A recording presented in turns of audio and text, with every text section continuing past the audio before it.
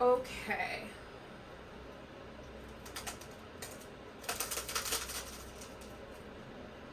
For what it's worth, if you ever have like an eat with me video or like a what I eat in a day type video, I'm never gonna include chewing noises because they give me the ick. I don't know if anybody else is like that, but I'm just like, I can't do it. So I'm always gonna like edit that out. So we have some responses. I asked people their frequently asked questions, or they're asked if they have any questions for me about the declutter process, the space maker process, any questions that they had for me, and a lot of people sent them in, and so I thought I would film a quick video and answer those questions. What is your favorite space in your home now? Gosh, I'm torn between my piano area and this little couch corner. I feel like for so long I was kind of stuck in bed due to illness stuff, and also just like not being able to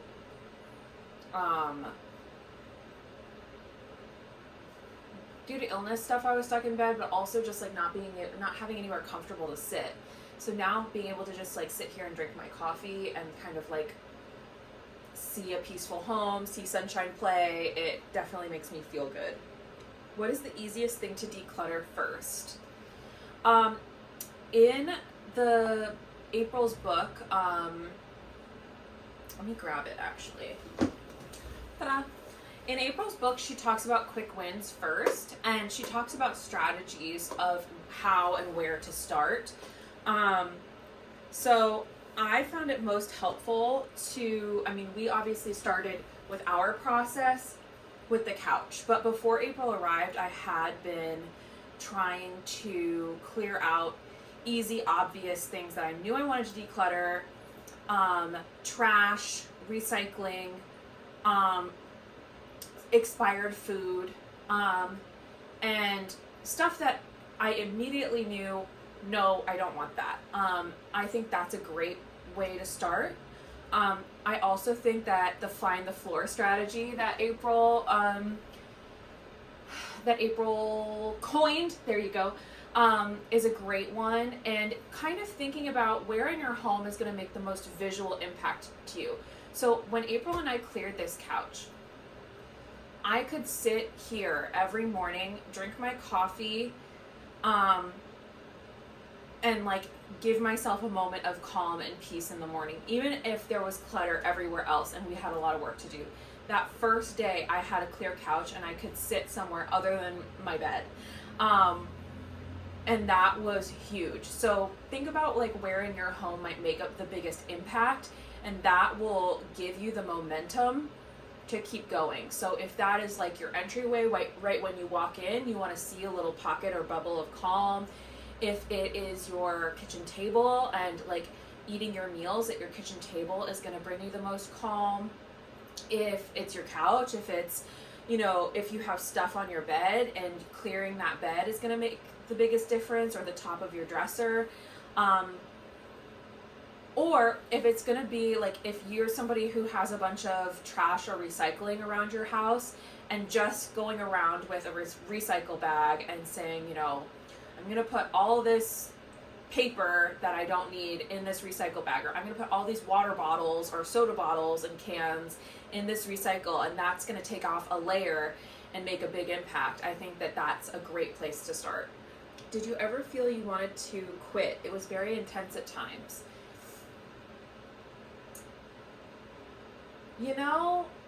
No, I never felt I wanted to quit. I knew in my heart, in my soul, that this was the next thing I needed to do for myself, for my healing, for my life. I knew that, I had been given an opportunity by losing my job and by April and Jackson choosing me to tackle my home and take care of this once and for all. So even though there was some really intense moments, and moments where I felt very overwhelmed, I never wanted to quit. I never felt like ready to give up. There were times before April arrived where I felt a little bit hopeless, where I had made the decision I wanted to change. I knew that I needed to clean up my home. Like when I asked that first neighbor for help, and she kind of came in very intensely and said, you need to get rid of 50% of what you own, which I think I did wind up getting rid of about 50% of what I own.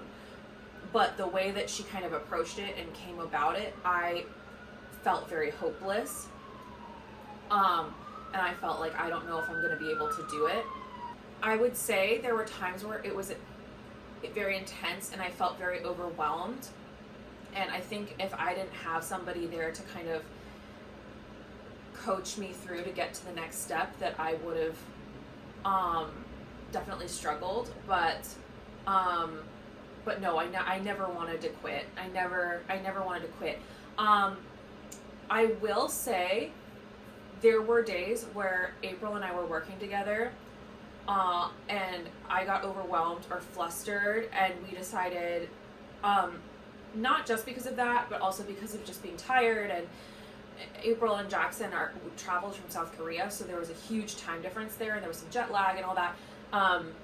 So like where we kind of decided as a group, let's call it a day and let's come back tomorrow and start fresh. And there were days where I was not feeling well, and so I was sitting and making the decisions, and April was doing a lot of the grunt work, and she was kind of like picking up and bringing me stuff to decide on.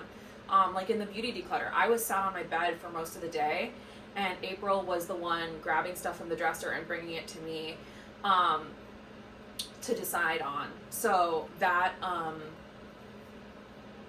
there were days like that, and I understand that like not everybody has a helper where they can have that. So if you have a chronic illness or something, you may need to go a little bit slower and say, you know what, I'm going to just go through the hair clips today, or I'm just going to go through, you know, the big thing of nail polishes, or whatever it is. Like, you may decide that you need to kind of like, condense what you're doing one day so that you avoid getting to that place of overwhelm, where it just feels a little bit too much. What has been the biggest shift in your day-to-day since your first pass finished? I think, well, I feel better, and my brain feels a lot more clear. I'm not perfect, because I am somebody who has, you know, ADHD, and I am like a creative person, and I still have a pretty lengthy to-do list right now. But I do think that my to-do list for the house doesn't consume me all the time. Like before, I would have like a full notebook size piece of paper with every line full of stuff I needed to do, mostly for the house. Like, you know, sort this pile, bring this to donation, do this, do that just for the house. And now that that's settled and calm and done, it's like I have so much more room in my mind for stuff like, you know, fixing a healthy meal, or you know, getting dressed in the way that I want to get dressed, as opposed to, well, obviously not today, I'm in my comfies, but you know, if I got dressed up for Halloween and in this like really cute dress, and like I probably wouldn't have had the energy or the space physically to do that before. I have somewhere I can put my makeup on now. I use my couch a lot. I'm not in my bed all the time, and it's made a difference on my health, my mental health, my mind, my daily life, like everything. I wish I could just pick one thing, but I can't. Everything's better. Everything's easier. Like,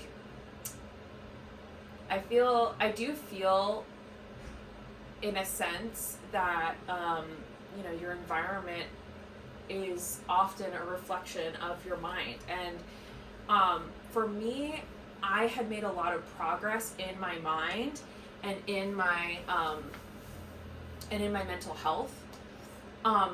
But because of my physical limitations and with my illness, I wasn't able to update and keep up with my environment to reflect that, all that work that I've been doing in therapy and in support groups and in, all of these ways I was working really, really hard on myself. So I'm just, I will never stop saying how grateful I am that I was chosen to have the opportunity for April and Jackson to come help me, and the Space Maker Method to help me. Have you noticed an improvement in health since you completed your home? Yes. Oh my gosh. I never really had breathing problems per se with my long COVID. But I had sleep disturbances, not only because of my upstairs neighbors, even though that did affect me negatively. I just had like a sense of burden and weight, and I feel like my sleep is more restful now, and so I feel more awake during the day. And if I am having a chronic health flare, I'm able to rest more peacefully in my bed and in my living space because of the calm. Even if, I have like a pile of papers or mail that I need to sort through, or I have a project on my kitchen table that, I'm working on or whatever, it's one thing as opposed to everywhere in the house being covered in stuff. So I can rest better. I have been feeling and resting better. I'm able to be more active in my home. Like, I know that like April and I joked in the video about my little like bobble board. I have been using that, and I do feel like it helps the flow of my like blood and my lymph fluid. I have somewhere I can do red light therapy, which helps with inflammation a little bit. I can do so much more now that there's space. I can cook a little bit better for myself when I'm having good energy days, and when I'm not having good energy days, I can boil my kettle without having to move stuff around and balance it somewhere precarious, and make a hot soup out of boiling water, and it's not a big deal. Before, it was like very, very, very challenging to prepare food for myself. Like I was constantly having to shuffle or create a little counter area with like a cutting board on top of the sink, or it was just really, really hard. So that's a huge difference. I hope these answers are not crazy long, because I feel like I'm a talker. Have you decluttered any in your bathroom? I cannot believe people in the last video where I filmed myself in the bathroom were still asking, where is the bathroom? It's over there. It's like, I don't know how much clearer I could make it. And more people were asking about the Wi-Fi equipment, even though I answered that question. Oh my gosh. Yes, I have decluttered in my bathroom. I have a medicine cabinet that had some skincare products in it that were quite old. I had bought in duplicates of nail clippers and, some like implements like tweezers and stuff.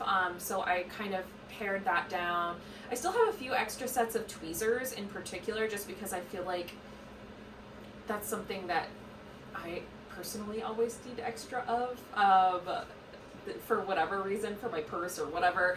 But I have decluttered in my bathroom. I've pared down on some cleaning products, and I put some stuff that was kind of out into that new white dresser that we found in the basement.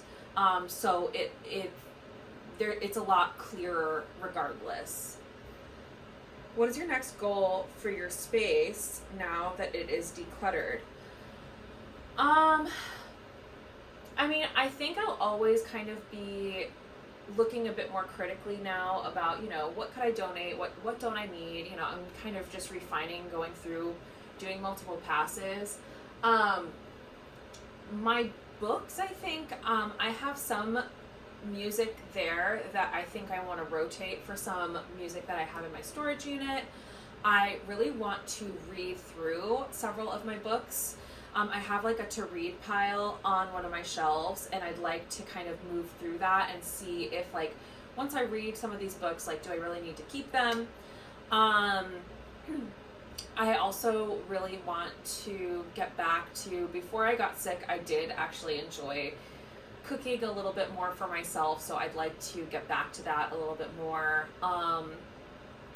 And I have filmed a couple of declutters. I don't know what order I'm going to post these videos in, so I may post this one after one of my declutters that I've already filmed. I decluttered my sunglasses, I decluttered my Halloween decorations. So depending on that, so going through kind of some of the categories that are in the storage unit, will also be kind of next on the agenda as well. Where did the booty pot holder come from? For those who, hold on. So people noticed this in my kitchen. It is a pot holder, and it has butts on it. Booties. It's by the brand Holly, Hali, and I got it from this little boutique in Brooklyn that was closing down, and I think it's a brand that wholesales online, or I'm not sure. I know this brand has one that has boobies on it as well, and I really wanted a pair, but I wasn't able to find a pair. If you guys find this online, let me know, because honestly, I would love a matching one for both hands. Did I miss it, or did you and April not go through the white cabinet below your sunglasses? Oh, so that was a shoe cabinet that I had ordered from IKEA. It's for shoes, and the cabinet that was originally there is now here behind me. It's my medical department, and then that one Jackson built and we put there. We swapped them. What helped during and after frustration or decision fatigue? Thank you for sharing your journey. You're welcome. I think I mentioned in the last episode that there were a couple times where I got hangry. Like I mentioned, and I hope I'm not being redundant, but I do have ADHD, so sometimes I am not in touch with my hunger cues. So sometimes I was hungry and I was feeling lightheaded or not in touch with what my body needed at that moment. So there were definitely times where I just needed a snack, and we would take it wasn't just me, or April needed a snack, so we would take a little snack break and kind of come back and make progress that way, or drink some water. So sometimes you have to check in, am I hungry, thirsty, tired, something biological going on. And then sometimes, if we were in the middle of something, I would literally say, I think it got caught on camera a couple times, I'm feeling overwhelmed. I feel overwhelmed. And having somebody else there to kind of say, okay, you're feeling overwhelmed. Let me take away stuff that you've already made a decision on, so that there's less visual stuff for you to look at in front of you, for you to focus on. Things that helped me not get decision fatigue or overwhelm was kind of focusing in on one thing at a time. Like in the last episode, the clothespins. I was just looking at clothespins and I was saying, I can cut this in half, I can cut this in half, I can cut this in half. Here's what I want to keep, here's what I want to go. Same thing with hair clips. With all of those hair clips, and kept finding more and more hair clips, I had already decided this amount feels good to me. Here's the type that I use that break, that here's the type that I like, that I use, and that it'll like lose one of its little hair clip teeth, and I'll need more of it. So I'll keep these, and then these ones I don't like. I don't use them. I don't, need them, so they can go. And so I was like looking at one thing at a time within the larger category. There were times where I would get decision fatigue though, and honestly, like walking away, taking a break, and then coming back. I did film a fall winter clothing declutter, and there were a couple of times where I got really overwhelmed, and so I would either get up, try clothes on, walk away, and then come back to the big pile, or I would take a little break, eat something, and then come back. Sometimes it's best to just kind of like accept that there's going to be a bit of chaos in the during, and but that like also there were times where if it was kind of exploding during the process, April would calm the chaos. So she would say, okay, this part is done, so I'm going to put this in its department and return it to its home and calm the chaos a little bit before we keep going or proceed into something else. So that's another method or tactic. What is the most satisfying space in your home? I think I spend the most time right now, just because I am still interviewing for my new job, so stay tuned on that. I think I spend the most time in my living space, and so it feels the most cozy, homey, satisfying. I really love it in here. It feels like the sanctuary that I've always wanted it to be. How hard was it to motivate yourself for your homework? There were a couple of days where I was like so bone tired from the process that it was a little bit hard to motivate myself to do my homework, but I knew that April and Jackson were coming back the following day, no matter what, so I had to get it done. I know in the month that they were away, like, I did homework kind of right after they had left, and then I took a break, and then I did homework kind of right before they were about to come back. I think taking breaks is important. I'm realizing that a lot more as I get a little bit older and gain a bit of perspective. I don't know if you guys can tell, but I tend to have workaholic tendencies. So I definitely feel like taking breaks is needed to reset your brain and get you through this process, because it is more than just a physical process. It is an emotional process. It's a mental process. It's changing the way you think about stuff. It's changing the way you think about shopping and buying and consuming and acquiring things, for sure. Is there anything you wish you'd done differently with the time you had with April? No. Honestly, I feel really good about everything. I feel really good about everything. No. Nothing. Do you still have all those pens? No, I cut that big bag of pens in half. I had a 1 gallon size bag of pens to give away, and my building had a fire drill during the 1 month break between the living areas and the kitchen. So I guess between episodes 8 and 9. And so the building had a fire drill, and I brought the bag of pens down to the lobby where everyone was, and everybody was looking through the pens and picking pens and choosing pens. So they are all in somebody's home, somebody's apartment now. Was the filming stressful? It could be. There were times where it was a little stressful. I mean, everybody has things in their home that, are off camera, whether it's like an underwear drawer or stuff that they just, want to keep private for privacy's sake. So, and I did also worry about how certain things would look to the audience. I think that was something that was perceived a lot on, like, in the process. I would comment about it a lot because it did make me anxious. But I would say, like, the overwhelming response has been really, really kind. So I would say definitely the good outweighed the bad, and I wouldn't even say that there was bad. It was a lot of hard work, which needed to be done. There were elements about it that were stressful, but no, it wasn't that stressful.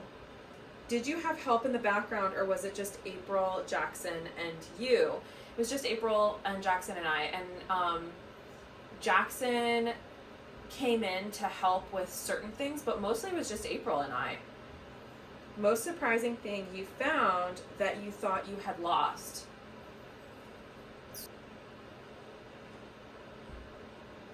I have a really good memory when it comes to my stuff, so I can't really think of anything that I thought I'd lost and I found. We had like a little tiny bowl of change that I kept finding. It didn't wind up being very much. It was like a couple of dollars. But that was always kind of exciting when I would find like another quarter somewhere or something like that. I think finding all of those pens was definitely like a big, like, ooh, I can't believe I had that many pens. You mentioned a lot of inner work. How was one helping with the other? So I think I sort of touched on this earlier. I did a lot of soul searching and inner healing of myself before April arrived, and I knew that my home in those before pictures was clearly not working out for me. I couldn't really use my kitchen. I had a hard time moving around in my bedroom. My living room was essentially just a storage unit. I couldn't play or practice at my piano. My home was not, like, I think Dr. Phil he often is like, how's that working for you? And it was not good. And so I just kind of, something in my intuition said, this is the next thing that you need to move forward in your life. And I actually had started feeling that way very, very deeply around Christmas time of 2024. So it was like Christmas the year before we decluttered in the summer. And at that time, I started kind of thinking about, why am I buying things to make me feel better? Why am I always like looking to spend money? Why is that like how I get like a little hit of dopamine? I started thinking about that. I started talking about it with my therapist. I started thinking about how, not knowing where things are causes me to buy more and like buy doubles and triples and quadruples of things. I would occasionally stumble on like something that I had replaced and been like, oh man, if I had only looked there, I would have known it was there. So I had done a lot of that inner change and changing my buying habits before April had arrived, before I'd even been picked for the Space Maker method.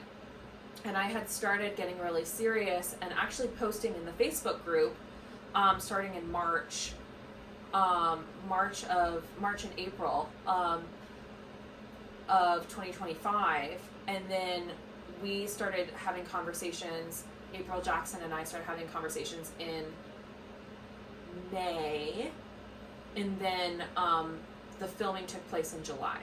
So it was definitely like a perfect timing thing, and it was not an overnight process. And I had done a lot of work on my mental health and my emotional and spiritual health, and kind of figuring out like how to make myself happy without buying things. Am I perfect? No, absolutely not. I do occasionally, like, I brought a bunch of stuff to the thrift store and I wound up, and I got a bunch of store credit from bringing stuff, like big bags of clothing there. And I bought, a dress and a sweater, So I'm like definitely not perfect, but I'm so vastly improved. I'm not scrolling on Amazon because I feel lonely anymore. I'm texting a friend or calling a friend. I am not, going to a store just because I, feel, a sense of like poor self-worth, or like I feel badly about myself anymore. I am doing like a meditation, or I'm reading a book, or I'm going for a walk in the park, or I'm doing something that doesn't involve like buying something or even like getting something for free. It doesn't even have to be like spending money. Like in my local buy nothing group, like I had this thing where I was like, oh well, it's free and it's good stuff and and I was bringing stuff in like a lot to kind of like feel that hit of I got a good deal. I got something good. And that was a coping mechanism that was working for me for a while until it really, really wasn't, because it added up and it built up a lot. And I think a lot of it had to do with the trauma of becoming, chronically ill. But I think it had always kind of been an underlying thing that was under control. And then when I got my illness, it spiraled out of control very quickly. What are your top priority next decluttering plans? I'm just going to keep continuing to refine, and I'm going to, as the seasons change, keep working on my clothing collection and my decor collection, and kind of refining and doing second and third passes over those. I feel like a lot of the basics were done during the first pass. And I'm going to keep kind of refining my food buying habits and try to be a little bit better about like meal prepping and prepping food, just so that I can keep improving my healthy diet. Has it been difficult to maintain the structure put in place with April? Loved your series. Thank you. Not really. I mean, there's been a couple of things like that cabinet that I mentioned before by the door. Like there's a little tray for mail that does fill up pretty quick if I don't stay on top of it. But for the most part, like everything has a home for the first time. Like there's like a system, an organizational system for things, and it's really working well for me. How many times did you empty the vacuum? Multiple times every day of the declutter. We were vacuuming constantly. When you have a long-haired cat, those dust bunnies, they add up quick, and I still vacuum every day. Hey Julia, what's something you had a hard time decluttering? I think that it was pretty clear, like I personally love clothes. I am somebody who loves fashion. I love makeup. So decluttering those categories as well as my jewelry was particularly difficult for me. Yeah, that was definitely, those categories were definitely difficult, but I also think that because I had accumulated so much in those categories, I was able to kind of make the most impact by asking myself those questions like, would I date myself in this outfit? Do I really love this, or does it just fit me?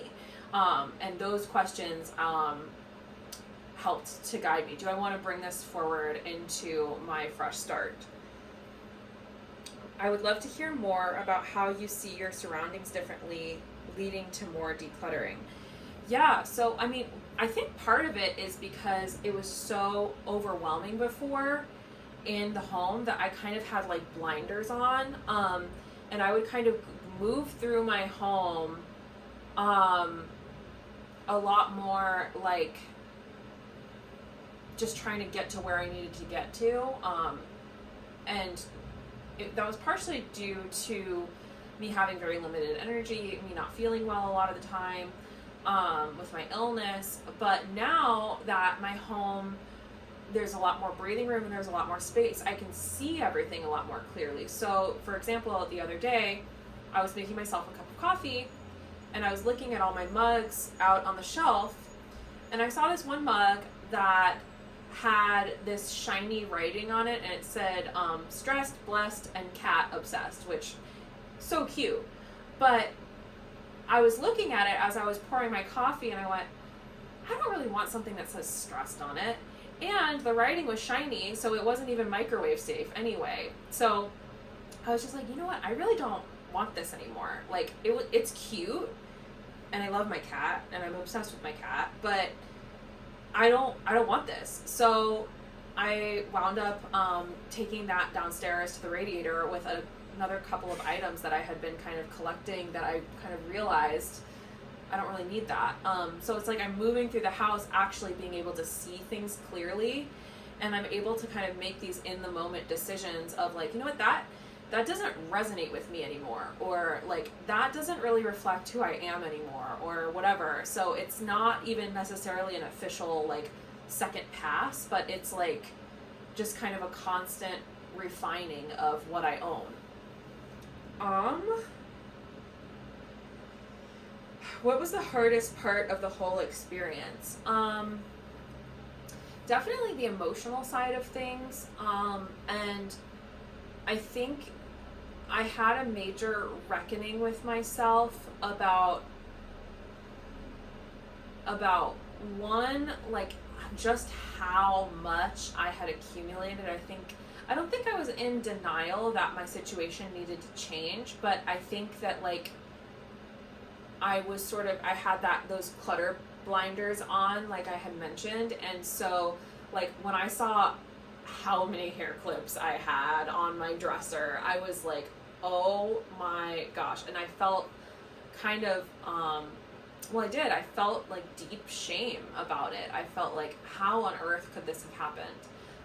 How did I acquire all these hair clips? And I thought about it, and I was like, well, one pack of them at a time. I would go to the dollar store or the pharmacy, and I would be like, oh, I think I need some more hair clips. I think I need another hair clip. My hair clip just broke at home, and so I probably need to buy another pack of hair clips. And boy, did it add up. I think also I had to look at how I felt about myself, and I had to kind of come to terms with how critical I had been of myself in the past, and like how like harsh a judge I had been on myself in the past. And I think part of me deep down felt like I didn't deserve to live in a clean home, and I was kind of holding on to stuff as like a security blanket, or like as like a safety mechanism, because I was afraid I didn't feel good enough to live in some place that had a lot of space, and like I had to have like a lot of like just in case items, because I felt like a level of fear that like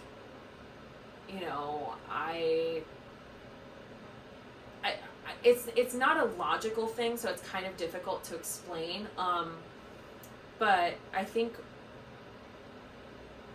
I felt badly about myself. I felt very critical about myself, and I think I felt like I didn't deserve to live. Like I had to have like backups of things, like just in case, because I didn't deserve to just like, if I need something, I can go out and buy it. Easy. I would do that anyway, but I think part of me had like a level of fear or unworthiness where I felt like I didn't deserve that. And that was hard for me to accept, that I, didn't have that level of like self-love, where it was the same reason why I felt like I didn't really deserve to read, the after in this book before April arrived. And she was like, you need to read the after before I arrive. So I did. Did you change thoughts on consumption? How? Yes. I think consumption and shopping and availability has changed so drastically since I grew up in the 90s to now. Now you can push order on your phone and something can be at your house the next day. I think when I was growing up, there was a sense, and I grew up in a suburb, so there was a lot more room to have extra or backstock or whatever, and we would go shopping, food shopping, like once a week. And we would go back to school shopping once a year.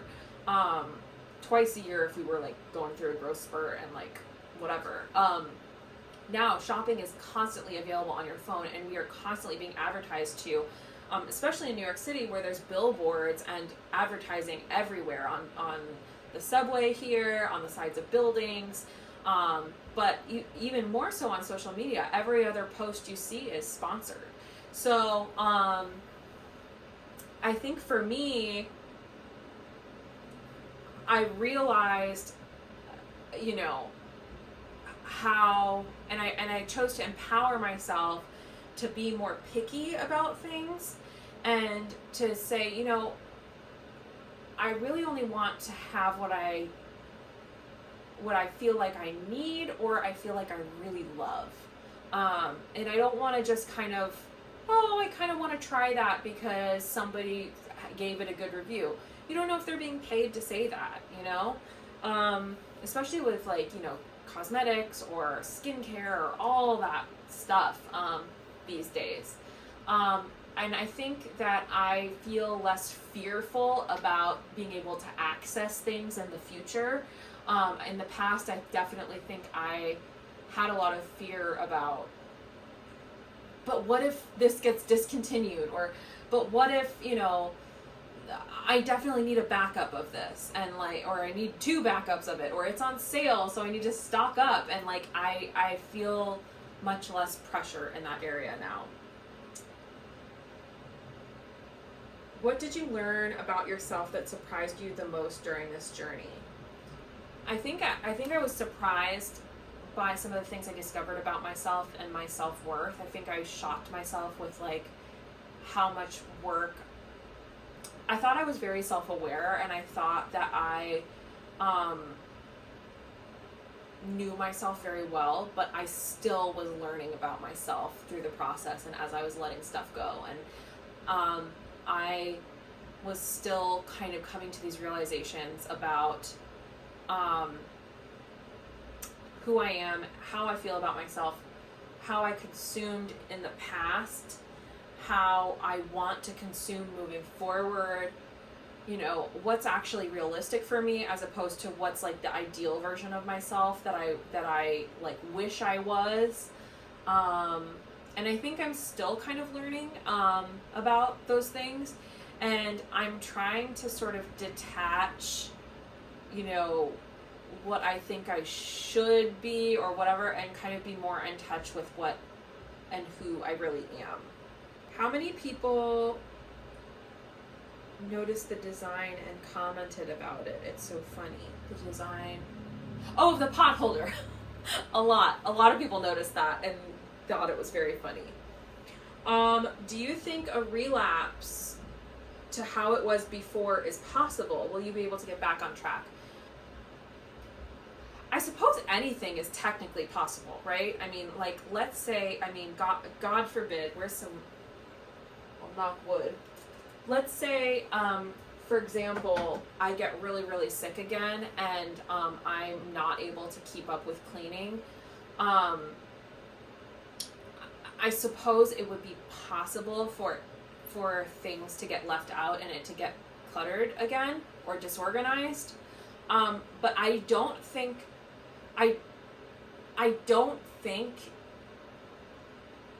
it's probable. And I don't think it's likely, and I don't think my consumption habits, my shopping habits will ever be the way that they were before, because I just have learned so much.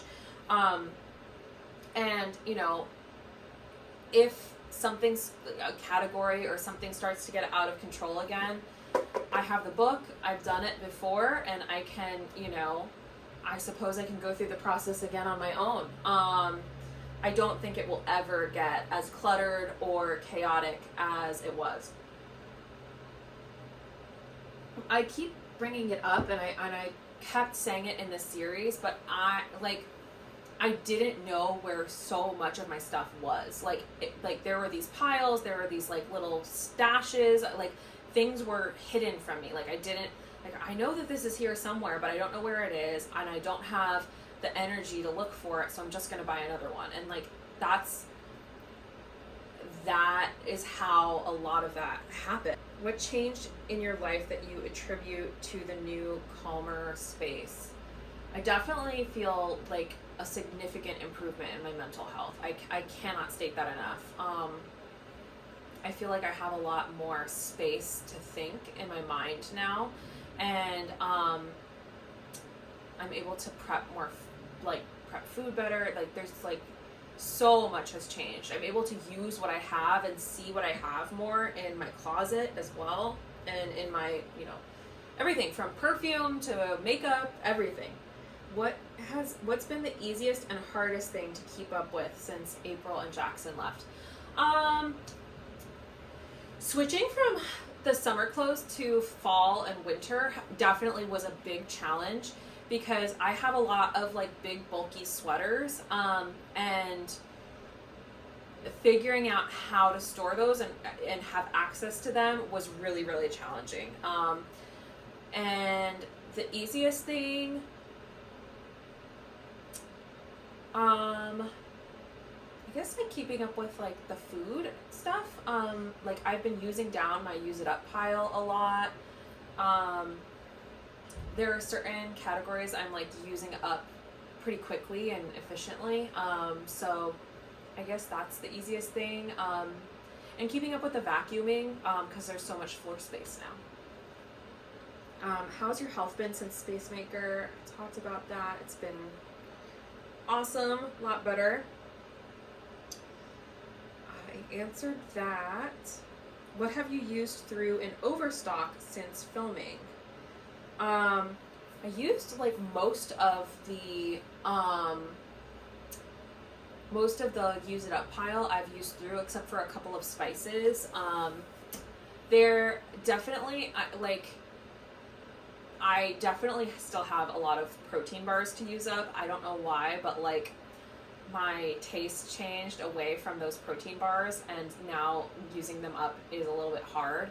But I always keep a couple in my purse, so if I see somebody asking, saying that they're hungry on the train, that they need food, I can offer them a protein bar. So that feels good as well.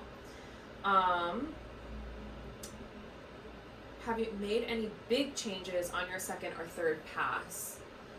Not yet necessarily. I do think that I'm going to, like, especially as I used through, I had a lot of coffee saved up, and because I didn't have space to brew coffee, that I am using up rather quickly.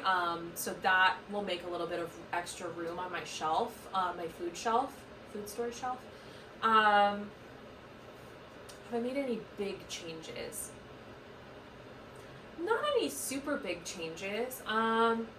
I'm hoping to kind of chip away a little bit more in my storage unit, if that makes sense, as the seasons keep changing and I keep, for like Christmas decorations, like I'm hoping to make some headway there. And like I have a lot of coats. I have a lot of coats, like vintage coats that are really beautiful, and I'm like using kind of a couple at a time, if that makes sense. And I'm kind of seeing, okay, do I really like this, or do I just kind of like this? So nothing yet, but stay tuned. I may make even more progress and have even more space and room. It's a small apartment, so having systems in place where things make sense and I know where things are has been such a huge change already that, and it's only been I guess it's 1st of November right now, so I finished we finished filming like the last day in August, so it's been like 2 months. it's been like 2 months since we finished filming, so haven't made any huge changes, but definitely like feeling better in my body, feeling better in my mind, and kind of going through and making little edits to certain collections. Did getting organized change your day-to-day life, or do you still feel overwhelmed with options? It changed my day-to-day life so much. I feel like I can open, like even after doing the fall winter clothing switcheroo, I can open my closet to choose a top and see all what I have. And when before there were clothes hanging on hangers on the back of my bathroom door and by my shoe rack and on the back of my bedroom door and in the closet and in the other closet, and it was like I could never just see what I had, which is really how I tend to work best. So it's like if I want to wear a fancy top, I go to this closet and I open it and I see what I have. If I want to wear a sweater, I pull out this bin and I see all my sweaters. If I want to wear a long sleeve shirt like this, I open my drawer and I see all my long sleeve shirts like this. It's like I don't feel overwhelmed in the way that I did. I may come to a place where what I currently have is too much, but I am not there yet. And my day-to-day life is like, it's wildly different. Just like being able to like walk through my space freely and like not be like tripping over stuff or like knocking something over or like feeling like, because I would come into my living room and I'd be like, I need to take care of that pile, I need to take care of that pile, I need to do that. If I wanted to sit at my table, I would have to like clear a spot for myself, and I feel like I don't have to do that anymore. Do you keep in contact with April? I do. We're friends. We are friends. And we definitely were a lot in touch when the series was airing. And I think we're going to be in touch in the future. The Space Maker method and the process has completely changed my life. So I will be a fan forever, a friend forever. We got really close during the process.